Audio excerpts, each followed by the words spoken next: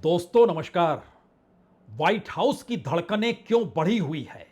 अमेरिकी राष्ट्रपति कल जब पत्रकारों के सामने व्हाइट हाउस में आए तो उन्होंने एक झटके में क्यों कह दिया कि अब अमेरिका इस युद्ध से 2-3 हफ्तों में बाहर निकल जाएगा।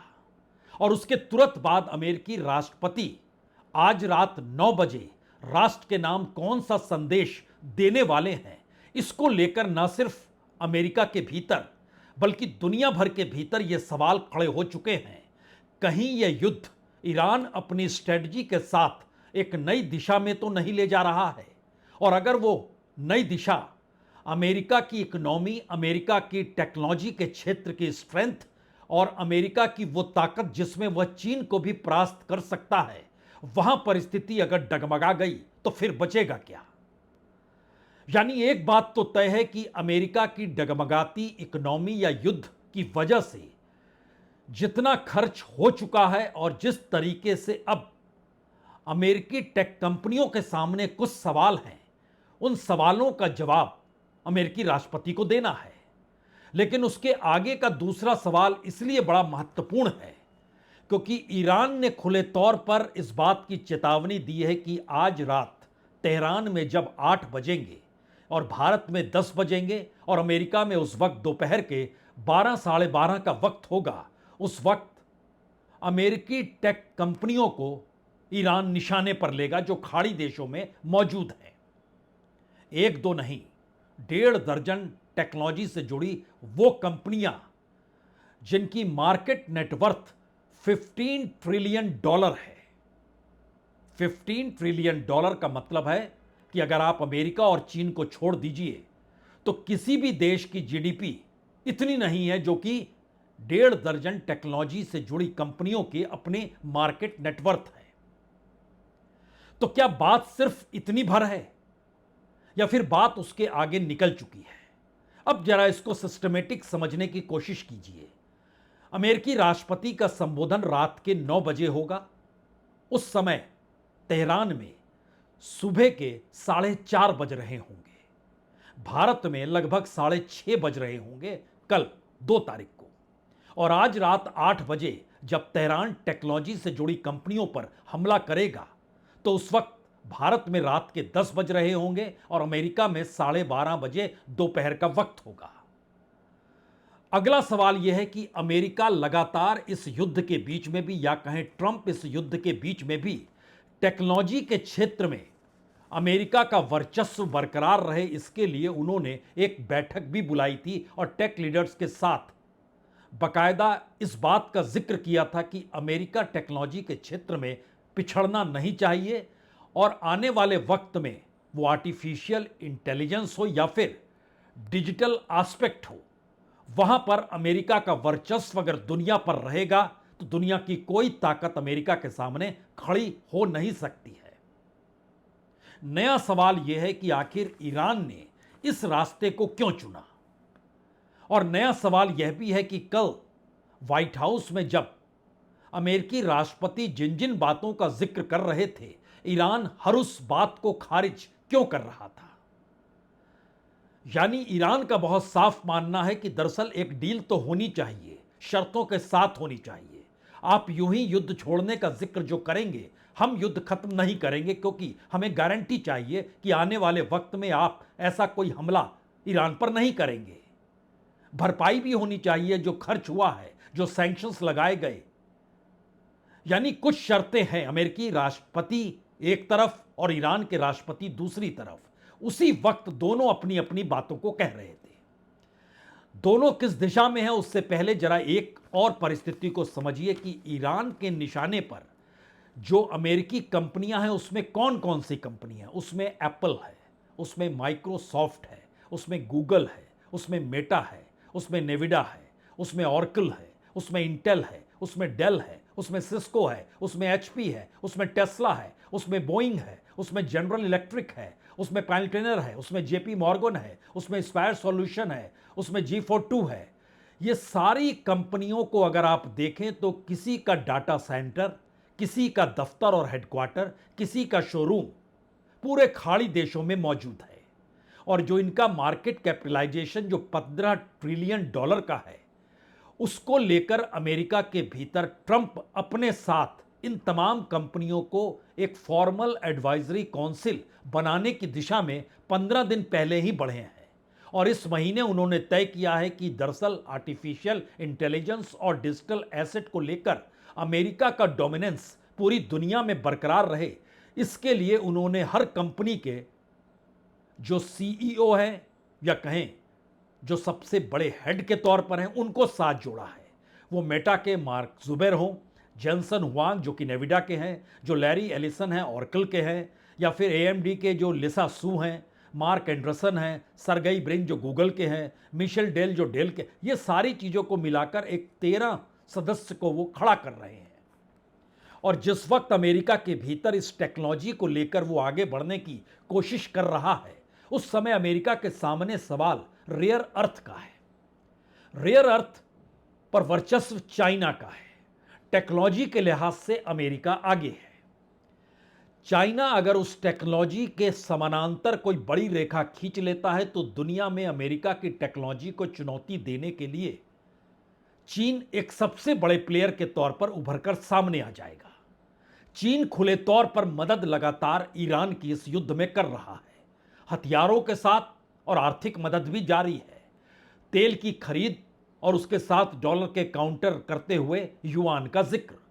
इन तमाम परिस्थितियों में नया सवाल यह है कि अगर ईरान इन टेक कंपनियों पर निशाना बनाता है, और इसके साथ साथ यह भी जिक्र किया गया है कि दरअसल जो एलन मस्क है उनका जो स्टारलिंक है, स्टारलिंक सैटेलाइट इंटरनेट सेवा जो चलती है बहरीन में, कुवैत में, यूनाइटेड अरब अमीरात में, उसको भी लेजिटिमेट टारगेट के तौर पर ईरान देख रहा है।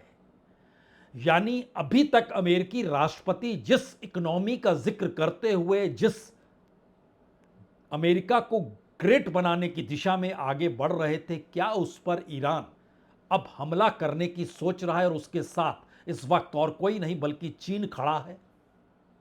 हालांकि पैदल सेना को लेकर रशिया ने भी कहा कि अगर अमेरिका की पैदल सेना ईरान के भीतर घुसती है तो फिर रशिया उसमें अपनी पैदल सेना के जरिए मदद भी करेगा। हमें लगता है एक क्षण के लिए जरा एक दो तस्वीरों को देखिए, खास तौर से जो अमेरिकी राष्ट्रपति ट्रंप के प्रिय हैं, करीब हैं, टेक्नोलॉजी के मास्टर्स हैं, और उसके जरिए ही अमेरिका की पहचान या अमेरिका की ताकत पूरी दुनिया में है।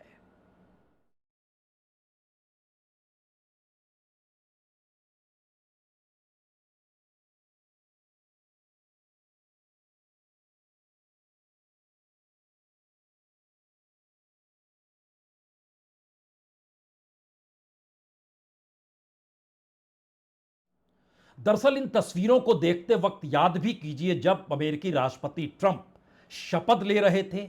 उनका जो पहला कार्यक्रम था, तमाम जगहों पर टेक लीडर्स उनके साथ खड़े थे, उनके लिए डिनर की व्यवस्था थी, उनके साथ संवाद बनाना था, तो क्योंकि अमेरिका की अपनी ताकत उसी टेक्नोलॉजी पर टिकी है जिसके आसरे वो मानकर चलते हैं कि दुनिया पर राज करना है तो मौजूदा वक्त में आर्टिफिशियल इंटेलिजेंस हो, डिजिटल एस्पेक्ट हो, या फिर टेक्नोलॉजी का हर वो क्षेत्र जिससे पूरी दुनिया चलती है, उसको अपने साथ खड़े रखना होगा।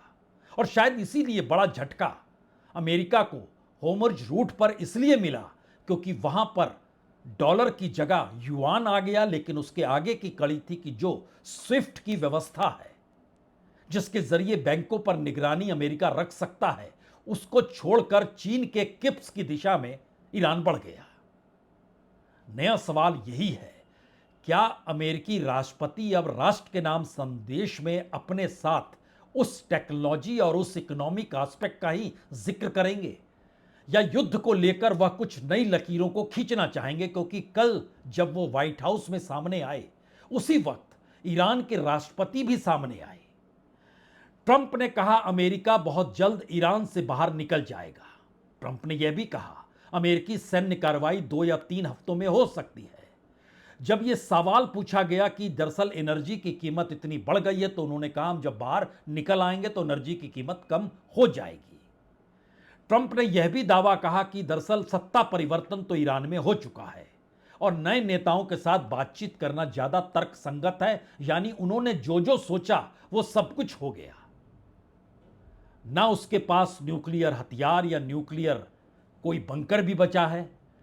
सत्ता परिवर्तन भी हमने कर दिया, रिजीम चेंज भी कर दिया, और इन सब के बीच होमर्ज रूट हमारी जिम्मेदारी नहीं है। दुनिया के वो देश सोच लें जो देश ये सोच रहे हैं कि दरअसल अमेरिका इस रास्ते को निकालेगा, तो वो इस रास्ते को नहीं निकालेगा।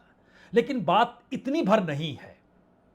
अमेरिका जानता है कि दरअसल समुद्री रास्ते से जो भी व्यापार होता है, या कहें दुनिया का 90% व्यापार समुद्री रास्ते से ही होता है, उस पर अगर ब्रेक लग गई और होमर्ज रूट के साथ साथ रेड सी की दिशा में भी अगर यमन के हुती विद्रोही या हुती लड़ाके भिड़ गए जो ईरान के साथ खड़े हैं, तो मुश्किल तो होगी। लेकिन इन सब से हटकर ध्यान दीजिए, जब अमेरिकी राष्ट्रपति ने यह कहा कि ईरान समझौते की गुहार कर रहा है, उस वक्त ईरान के राष्ट्रपति मसूद पेजिशकियान ने कहा लड़ाई खत्म करने के लिए वो तैयार तो हैं, लेकिन 2-3 बातें आपको माननी होगी। यानी उन्होंने शर्तें रख दी। उन्होंने कहा कि अमेरिका को फौरन हमले रोकने होंगे, भविष्य में ईरान पर हमले ना हो इसकी गारंटी लेनी होगी, और इन सब के साथ साथ जो भी भरपाई करनी होगी इकोनॉमिकली, जो सैंक्शंस लगाए गए हैं, उस दिशा में आपको आगे बढ़ना होगा। अमेरिकी राष्ट्रपति या व्हाइट हाउस की तरफ से इसको लेकर कोई प्रतिक्रिया नहीं आई, सिवाय इसके कि अमेरिका अपने रास्ते को देख रहा है। तब उसके बाद ही इस्लामिक रेवोल्यूशनरी गार्ड कॉर्प्स यानी IRGC ने गूगल, मेटा, एप्पल समेत जो 18 कंपनियों को धमकी दी और बहुत साफ तौर पर कहा कि इन अमेरिकी कंपनियों ने मिडिल ईस्ट में काम करना अगर बंद नहीं किया तो ये निशाने पर आ जाएंगे। ये मैसेज अपने आप में बहुत बड़ा है, और इस मैसेज के साथ हमें लगता है पूरी दुनिया के सामने जो संकट है उसमें ध्यान दीजिए। लगातार अपने देश को संबोधित करने के लिए ब्रिटेन के प्रधानमंत्री स्टैमर सामने आ रहे हैं। फ्रांस में लगातार अपनी बात कहने के लिए या सरकार का क्या रुख है इसको बताने के लिए वहां के राष्ट्राध्यक्ष सामने आ रहे हैं, मैक्रोन। यही बात पहली बार इटली के साथ भी हो गई। यानी यूरोपीय कंट्रीज नहीं, बल्कि बात धीरे धीरे बढ़ते बढ़ते इस पूरे क्राइसिस को लेकर ऑस्ट्रेलिया के राष्ट्रपति को भी सामने आना पड़ा, और आज उन्होंने राष्ट्र के नाम जो संदेश दिया उसका मैसेज एक ही था। यह एक ऐसा संकट है, और संकट ऐसा आ रहा है जो कभी इतिहास में इससे पहले नहीं आया। वो पेट्रोल, डीजल, फर्टिलाइजर इनको लेकर हो, व्यापारिक परिस्थितियों को लेकर हो, ऐसे में पूरे ऑस्ट्रेलिया को एक साथ खड़ा होना होगा। यानी वो ऑस्ट्रेलिया जो क्वाड में अमेरिका के साथ खड़ा है, चीन को काउंटर करने के लिए ऑस्ट्रेलिया और जापान खड़े हैं। दोनों अपने देश की आर्थिक परिस्थितियों को काउंटर करने के लिए अब अमेरिका की तरफ नहीं देख रहे हैं। वो जान रहे हैं कि स्थितियां उलझ चुकी है, स्थिति हाथ से निकल चुकी है। अमेरिकी राष्ट्रपति व्हाइट हाउस में क्या कहते हैं, और दूसरी तरफ ऑस्ट्रेलिया के राष्ट्रपति अपने संबोधन में राष्ट्र के नाम क्या कहते हैं। हमें लगता है पहले ऑस्ट्रेलिया की बात सुन लीजिए, यह एक संकट का प्रतीक है। The war in the Middle East has caused the biggest spike in petrol and diesel prices in history. Australia is not an active participant in this war, but all Australians are paying higher prices because of it. I know that you're seeing this at the servo and at the supermarket, and I understand farmers and truckies, small businesses and families are doing it tough. And the reality is, the economic shocks caused by this war will be with us for months. Australia ही नहीं, यह सवाल Japan के भीतर भी है, यह सवाल न्यूजीलैंड के भीतर भी है। और इन सवालों के परिप्रेक्ष्य में जब आप यूरोपियन कंट्रीज या नाटो के बीच आएंगे तो पहली बार मार्को रूबियो को यह कहना पड़ा कि अमेरिका अब नाटो के साथ अपने संबंध को री एग्जामिन करेगा। यानी सेकेंड वर्ल्ड वॉर के बाद से जो नाटो कंट्रीज के साथ अमेरिका के संबंध रहे, अब युद्ध खत्म होने के बाद उन संबंधों को दोबारा परखा जाएगा और नए तरीके से उसको डिफाइन किया जाएगा। यह मैसेज दरअसल 2 अलग अलग रास्ते पर पूरी दुनिया को ले जा रहे हैं, क्योंकि एक तरफ अमेरिकी राष्ट्रपति अब अमेरिका के भीतर अपनी साख को बचाने के लिए या फिर अमेरिकियों को अपने साथ खड़ा करने के लिए वो पहल करना चाहते हैं। लेकिन इस युद्ध से जो परिस्थितियां पैदा हुई उससे पूरी दुनिया के भीतर जो संकट आ चुका है उस संकट का रास्ता कैसे किस रूप में निकलेगा, तो उसको काउंटर करने के लिए नए अलाइनमेंट शुरू हो चुके हैं। और इसके साथ इजराइल के रुख को भी समझना होगा, जहां पर खुले तौर पर इजराइल के प्रधानमंत्री बेंजामिन नेतान्याहू ये कहने से चूक नहीं रहे हैं कि चाहे वो गाजा हो, चाहे सीरिया हो, चाहे लेबनान हो, यानी उनकी हर पहल सही है। और इस युद्ध के मद्देनजर वो जिस दिशा में आगे बढ़ रहे हैं वो सही है। और इसी के ठीक काउंटर में मेलोनी, इटली की राष्ट्राध्यक्ष, ये कहने से चूकती नहीं है कि जितना नरसंहार जिस रूप में किया गया है इजराइल, उसके साथ हम खड़े हो ही नहीं सकते हैं। लेकिन इजराइल के साथ अमेरिका खड़ा है। दरअसल ये युद्ध दो अलग अलग एस्पेक्ट में बड़ा हो चुका है। पहला हिस्सा एनर्जी संकट का था, दूसरा हिस्सा अमेरिका की अपनी इकोनॉमी और अमेरिका के अपने टेक्नोलॉजी के वर्चस्व को लेकर है। हमें लगता है यहां दोनों बातों को एक साथ सुनना चाहिए। जिन बातों का जिक्र अमेरिकी राष्ट्रपति कल कर रहे थे, वो कह रहे थे कि दरअसल ईरान किसी भी हाल में परमाणु हथियार हासिल नहीं कर सकता है, लक्ष्य हासिल कर लिया गया है। हम ईरान में अपने काम को अंतिम रूप दे रहे हैं, 2-3 हफ्तों के भीतर काम पूरा करके निकल जाएंगे। और इन सब के बीच बेंजामिन नेतान्याहू अपने युद्ध को सही ठहराते हुए और आगे बढ़ने का जिक्र करने से कतरा नहीं रहे थे। दोनों एक साथ मिलकर ईरान पर हमला करते हैं। दोनों का रुख दो अलग अलग क्यों है, दोनों को एक साथ सुनिए। We hit them hard. We got rid of a lot of the radicalized lunatics along the strait. But if they want something, but I would say that within 2 weeks, maybe 3, we're hitting them very hard. Last night we knocked out tremendous amounts of missile-making facilities. As you probably read. בעזה, בלמעלה ממחצית שטח הרצועה. בסוריה, מכתר החרמון ועד הירמוך. ובלבנון, באזור חיץ נרחב שמסכל את איום הפלישה ומרחיק את איום ירי טילי הנ"ט על יישובינו. 8. שינינו את תפיסת הביטחון שלנו. אנחנו אלה שתוקפים ויוזמים, ואנחנו אלה שמפתיעים את אויבינו. मसला सिर्फ इतना नहीं है कि जो Benjamin Netanyahu Iran को लेकर सोच रहे हैं उससे हटकर ट्रंप सोच रहे हैं। मुश्किल हालात अब ईरान की उस स्ट्रेटजी के साथ जुड़ गए हैं जहां पर वह निशाने पर इजराइल को ले रहा है। तेल अवीव पर लगातार मिसाइलें दागी जा रही है और इजराइल अपने विस्तार के लिए लेबनान की दिशा में बढ़ा हुआ है, हिजबुल्लाह को निशाने पर ले रहा है और उसको काउंटर करने के लिए हुती लड़ाकों को एग्रेसिव ईरान ने ही कर दिया है, ये कहते हुए कि अगर दूसरी तरफ से वो हमला इजराइल पर करेंगे तो इजराइल कम से कम संभलेगा, ठहरेगा।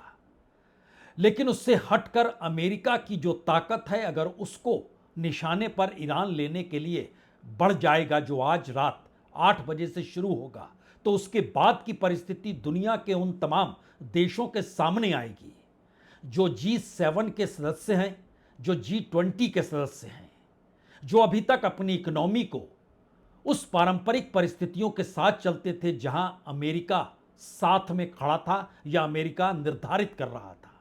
पहली बार वो स्थिति डगमगा रही है और इन डगमगाती स्थितियों में सवाल ये नहीं है कि मार्को रूबियो ये कहते हैं युद्ध खत्म हो जाए फिर हम नए तरीके से नाटो के बारे में सोचेंगे, संबंधों को रीएग्जामिन करेंगे।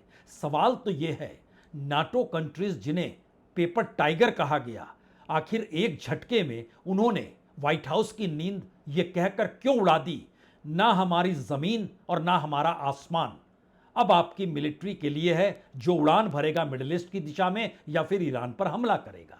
यह एक बिल्कुल नई स्ट्रेटजिक सिचुएशन है जिसमें दुनिया के तमाम वो देश जो अपनी अर्थव्यवस्था और अपनी इकोनॉमी और एनर्जी को लेकर आए हुए संकट को दूर करने के लिए ईरान को बीच में खड़ा कर चुके हैं और उनकी अपनी डीलिंग ईरान के साथ ज्यादा तेजी के साथ हो रही है बनिस्बत अमेरिका के साथ। और अमेरिका की मुश्किल यह है कि अगर वो आज कह रहा है कि वो होर्मुज़ रूट पर कब्जा करने की दिशा में नहीं बढ़ेगा क्योंकि ये काम बाकी देशों का है, तो अगला सवाल रेड सी को लेकर भी आएगा और अमेरिका को लेकर राष्ट्र के नाम संबोधन जो ट्रंप देने वाले हैं वो अमेरिका की उस इकोनॉमिक सिचुएशन से जुड़ा हो सकता है जिसके आश्रय अमेरिका की ताकत और अमेरिका ग्रेट कैसे बनेगा, उस रास्ते की लकीर को ही वो और मोटा करना चाहेंगे। इस युद्ध पर खामोशी बरत के या इस युद्ध में सब कुछ जीत चुका है अमेरिका ये बताकर। लेकिन यह सब कुछ तय करता है कि अमेरिकी टेक कंपनियों को क्या ईरान निशाने पर लेगा या नहीं लेगा। उलझन व्हाइट हाउस की इसी बात को लेकर है। इसीलिए राष्ट्र के नाम संबोधन का वक्त जो है इन हमलों के बाद तय किया गया, उसके बाद ही कहेंगे। इंतजार कीजिए, रात तक बहुत सारे नए डेवलपमेंट हो जाएंगे। बहुत बहुत शुक्रिया, बहुत बहुत शुक्रिया।